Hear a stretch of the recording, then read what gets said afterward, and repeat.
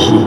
এই আয়াতই নাযিল হয়েছে বিপ্লবী বিপ্লবী দিনের মুজাহিদ যারা কারো তোয়াক্কা করে নাই, বাতিলের সামনে প্রাণ দিয়ে দিয়েছে, মাথা নত করে নাই, কাফেরদের হুঙ্কারের সামনে দাঁড়িয়েছে, পিছপা হয় নাই। আল্লাহ বলছে এই জাতীয় মাত্র মুজাহিদের আলোকে নিভিয়ে দেওয়ার ক্ষমতা পৃথিবীর কারো নয়।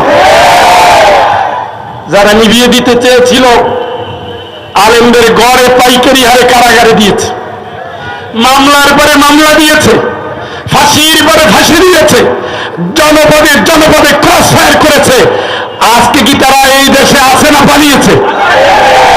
দিনের বিজয় সুনিশ্চিত।